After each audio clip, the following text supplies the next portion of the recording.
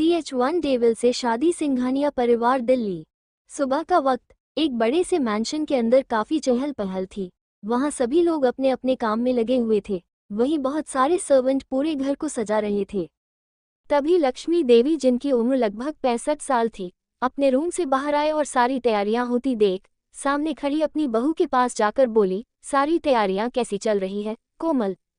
45 साल की खूबसूरत दिखने वाली कोमल लक्ष्मी देवी की ओर देखते हुए बोली, तैयारी तो ठीक चल रही है माँ, लेकिन समझ नहीं आ रहा कि राजवीर ने अचानक से शादी करने का फैसला क्यों किया। इस पर लक्ष्मी देवी ने कहा, पता नहीं कोमल, कब क्या चलता है उसके मन में। अब हम उसके फैसले के खिलाफ भी तो नहीं जा सकते। ये सुनकर कोमल ने एक लंबी सांस लेते हुए जवाब दिया, ठीक कहा आपने माँ, खैर छोड़िए, मैं बाकी की तैयारी देखती हूँ। कोमल की बात सुनते ही लक्ष्मी देवी बोली, ठीक है। लक्ष्मी देवी राजवीर की दादी और कोमल राजवीर की सौतेली माँ है।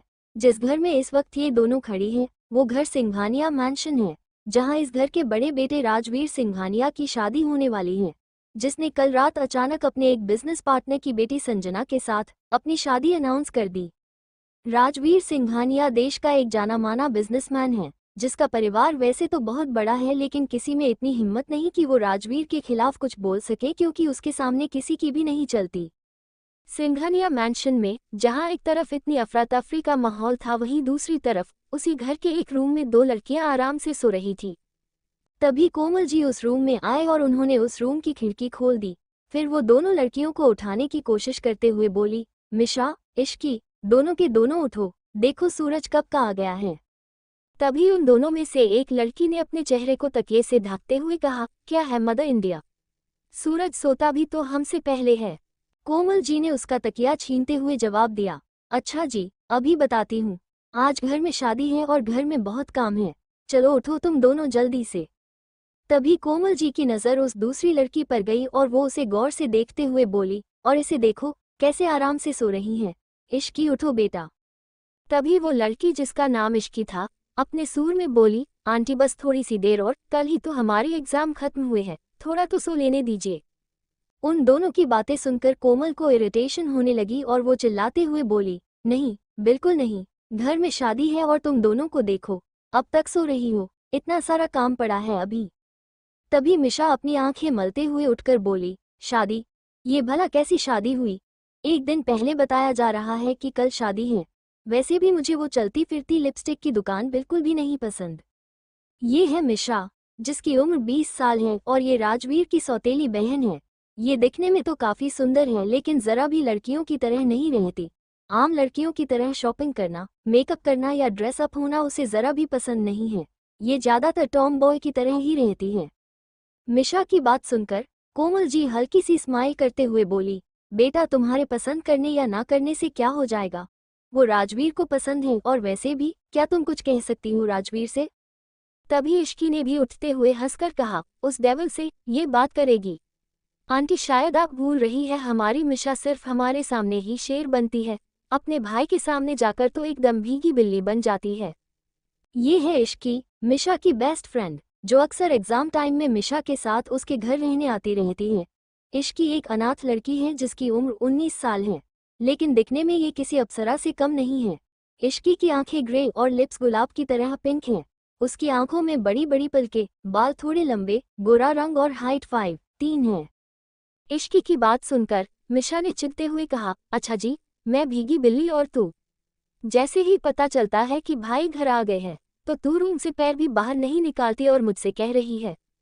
ये सुन इश्की तुरंत जवाब देते हुए बोली, हाँ तो मुझे उनसे डर लगता है, देखा नहीं तूने कैसे वो अपनी नीली नीली आंखों से सबको डराते रहते हैं, एकदम डेविल की तरह। सच बताऊं, मैं तो ये सोचकर हैरान हूं कि वो लड़की इस डेविल से शादी कर क्यों रही है। क्या उसे इस डेविल से डर नहीं लगता? मिशा ने कुछ सोचते हुए जवाब दिया, हाँ यार, बात तो तू सही कह रही है। तभी उन दोनों की बातों को बीच में ही रोकते हुए कोमल जी ने कहा, तुम दोनों का हो गया हो तो जाकर फ्रेश हो और जल्दी से नीचे आओ। इस पर मिशा इरिटेट होते हुए ओक मॉम बोलकर बाथरूम में चली गई। वहीं कोमल भी रूम से बाहर चली गई। कुछ देर बाद इश्की और मिशा फ्रेश होकर नीचे आए तो उन्होंने देखा कि पूरा मैंशन सुंदर सा सजकर तैयार हो चुका है। ये देख इश्की मिशा के कान में बोली, क्या बात है मिशा, आज घर तो एकदम दुल्हन की तरह सजा है। मिशा भी तुरंत उसकी बात के जवाब में बोली, हाँ, क्योंकि अगर ऐसे नहीं सचता तो मेरा डेविल भाई किसी को नहीं छोड़ता। इश्की ने भी हाँ में सिर हिलाते हुए कहा, ये बात तो सही कही तूने।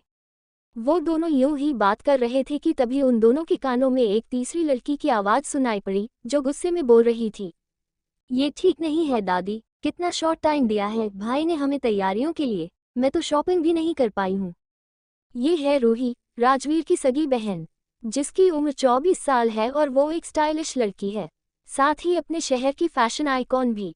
रूही की बात सुनकर मिशा उसके पास जाते हुए बोली, ओ बेबी डॉल, ये बात भाई से जाकर बोल के दिखाओ।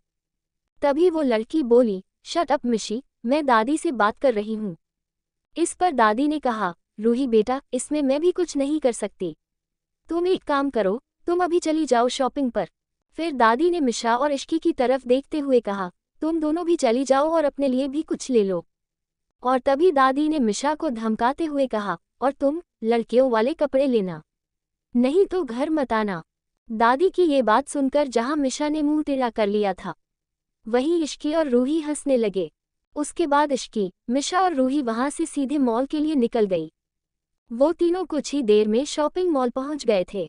मिशा और रूही शॉपिंग करने में लगे थे, लेकिन इश्की ने अपने लिए कुछ नहीं लिया क्योंकि उसके पास ज्यादा पैसे नहीं थे। वो एक ही जगह पर खड़े होकर कुछ सोच रही थी कि तभी रूही उसके पास आई। रूही ने अपने हाथ में एक लहंगा पकड़ा हुआ था, जिसे वो इश्की के ऊपर लगाकर देखते हुए बोली, ये लहंगा तुम पर बहुत अच्छा लग रहा है इश्की, ये मैं तुम्हारे लिए ले रही हूँ। और ये सुनते ही इश्की उसे मना करते हुए बोली, अरे नहीं दी, मेरे पास बहुत से कपड़े हैं, मैं उनमें से कुछ पहन लूंगी, आप अपने लिए देख लीजिए। तो रूही उससे डांटते हुए बोली, शट अप, मैंने कहा ना, ये मैं तुम्हारे लिए ले रही हूँ एंड दैट्स फाइनल। तभी मिशा वहां आकर बोली, हाँ यार इश्की ले ले, वैसे भी ये कभी कभी किसी के लिए कुछ करती है। रूही ने मिशा पर गुस्सा करते हुए कहा, shut up Mish, otherwise I will break your teeth. Ruhi की बात सुनकर मिशा चुप हो गई और तीनों अपनी शॉपिंग पूरी करने में लग गए। सिंघानिया मैंशन में शॉपिंग से वापस आकर इश्की सीधे मीशा के रूम की तरफ जाने लगी, लेकिन उसका ध्यान पूरी तरह से उसके फोन में था। अचानक ही वो किसी से जा टकराए और गिरने के डर से इश्की ने अपनी आंखें कसकर बंद कर ली, लेकिन तभी उसे फील हुआ कि वो जमीन पर गिरी ही नहीं बल्कि किसी ने उसे गिरने से बचा लिया है। ये एहसास होते ही इश्की ने अपनी आंखें खोली और सामने खड़े इंसान को देखकर वो डर से कांप उठी। कौन था वो इंसान जिसने इश्की को गिरने से बचाया था, और आखिर उसे देखकर इश्की डर क्यों गई थी? CH2 आज के बाद तुम मेरी बैंड जाओगी। शॉपिंग के बाद इश्की, रूही और मिशा घर वापस आ चुके थे। इश्की अपनी ही धुन में कमरे की तरफ चली जा रही थी कि तभी अचानक ही वो किसी से जा टकराई और गिरने के डर से उसने अपनी आंखें कसकर बंद कर ली, लेकिन तभी उसे फील हुआ कि वो जमीन पर गिरी ही नहीं बल्कि किसी ने उसे गिरने से बचा लिया है। ये एहसास होते ही इश्की ने अपनी आंखें खोली और सामने खड़े इंसान को देखकर वो डर से कांप उठी क्योंकि उसके सामने खड़ा था राजवीर सिंघानिया, जिसका चेहरा देखकर इश्की डरते हुए मन ही मन बोली, ओ गॉड, मुझे इस डेविल से ही टकराना था, अब मेरा क्या होगा? प्लीज भगवान जी बचा लेना मुझे, कहीं ये डेविल आज मुझे कच्चा ना खा जाए। इश्की लगातार अपने मन में प्रे किए जा रही थी। वही सामने खड़ा राजवीर तो जैसे इश्की में खो ही गया था, वो एकटक इश्की को ही देखे जा रहा था। राजवीर सिंघानिया की एज 29, हाइट 6'1", 8 पैक ABS और मस्क्यूलर बॉडी थी। उसकी नीली आंखें और गोरा रंग देखकर कोई भी लड़की उसकी दीवानी होने से खुद को रोक नहीं पाती थी, लेकिन इस वक्त हैंडसम सा दिखने वाले इस डेविल ने इश्की को अपने मजबूत हाथों से पकड़ा हुआ था और उसे एकटक देखे जा रहा था। वहीं इश्की का डर से बुरा हाल हो रहा था क्योंकि पिछले कुछ दिनों में उसने राजवीर के गुस्से के कई नमूने भी देख लिए थे। तभी इश्की ने अपने डर पर काबू करने की कोशिश करते हुए अपनी सारी हिम्मत जुटाकर राजवीर से कहा, मिस्टर सिंघानिया मुझे छोड़िए प्लीज। इश्की की बात सुनकर राजवीर होश में आया और उसने इश्की को छोड़ दिया। राजवीर की बाहों से छूटते ही इश्की राजवीर को सॉरी बोलकर वहां से भाग खड़ी हुई, लेकिन राजवीर इश्की को तब तक देखता रहा जब तक वो अपने रूम के अंदर चली नहीं गई। उसके जाने के बाद राजवीर भी अपने रूम में चला गया और अपने असिस्टेंट समर को कॉल करने लगा। समर के कॉल रिसीव करते ही राजवीर बोला, जो काम दिया था वो कब तक होगा? ज्यादा वक्त नहीं है मेरे पास। सामने से समर ने जवाब दिया, ऑलमोस्ट हो गया है सर, रात तक आपके पास होगा। राजवीर ने एक गहरी सांस लेते हुए कहा, और जल्दी खत्म करो उसे। ये बोलते ही उसने कॉल को कट कर दिया। कॉल कट करते ही राजवीर अपने रूम से अटैच स्टडी रूम की तरफ चला गया, जहाँ की एक वॉल पर इश्की की बड़ी सी फोटो लगी हुई थी। इस फोटो के करीब जाकर राजवीर उसे छूते हुए बोला, बस आज की रात, उसके बाद तुम हमेशा के लिए मेरी बन जाओगी। तुम्हारे नाम के साथ मेरा नाम जुड़ जाएगा। मैं तुम्हें बता भी नहीं सकता कि जब से मैंने तुम्हें देखा है मैं तुमसे कितना प्यार करने लगा हूँ। मुझे तो पता भी नहीं चला कि ये दिल कब तुम पर आ गया। राजवीर यूं ही उस फोटो से बात करता रहा और देखते ही देखते शाम हो गई। घर के सभी लोग और भी ज्यादा बिजी हो गए। अब तक संजना भी यहाँ आ चुकी थी और एक रूम में दुल्हन की तरह तैयार हो रही थी। उसके आसपास उसकी सभी दोस्त बैठी हुई थी। तभी संजना की एक दोस्त बोली, यार संजना, मानना पड़ेगा तुझे, फाइनली तू राजवीर सिंघानिया से शादी करने वाली है। कितनी लड़कियां मिसेस सिंघानिया बनने के सपने देख रही थी और तूने बाजी मार ली। इस पर संजना ने अकड़ते हुए कहा, तो मैं क्या तुझे ऐसी वैसी लड़की लगती हूँ? संजना दीवान नाम है मेरा, सिर्फ मैं ही राजवीर के साथ बेस्ट लगती हूँ और ये बात उसे भी पता है। तभी उसकी दूसरी दोस्त ने कहा, हाँ यार, इसमें तो कोई शक नहीं है, लेकिन राजवीर है बहुत खतरनाक, उसका तो नाम ही काफी है लोगों को डराने के लिए। ये सुनते ही संजना ने जवाब देते हुए कहा, हाँ ये बात तो है, लेकिन वो मुझसे बहुत प्यार करता है, तभी तो मुझसे शादी के लिए मान गया। संजना की सभी दोस्त ऐसे ही उसकी चापलूसी करने में लगी हुई थी। वहीं मिशा के रूम में इश्की मिशा को बहुत देर से आवाज लगा रही थी, क्योंकि मिशा बाथरूम से बाहर ही नहीं निकल रही थी। इश्की ने जोर से आवाज लगाते हुए कहा, मिशा यार जल्दी बाहर आ, शादी का मुहूर्त होने वाला है, नीचे भी जाना है। इस बार भी इश्की की आवाज सुनकर मिशा ने दरवाजा नहीं खोला। लेकिन तभी रूही रूम में आई। उसने इस वक्त ब्लू कलर का लहंगा पहना हुआ था। वो जैसे ही रूम में आए तो उसकी नज़र इश्की पर ठहर गई और वो अंदर आते हुए बोली, वाओ इश्की, तुम कितनी सुंदर लग रही हो। मैंने कहा था ना, तुम पर ये हॉट पिंक लहंगा बहुत अच्छा लगेगा। इश्की ने आज हॉट पिंक कलर का लहंगा पहना हुआ था और अपने बाल भी खुले छोड़े हुए थे।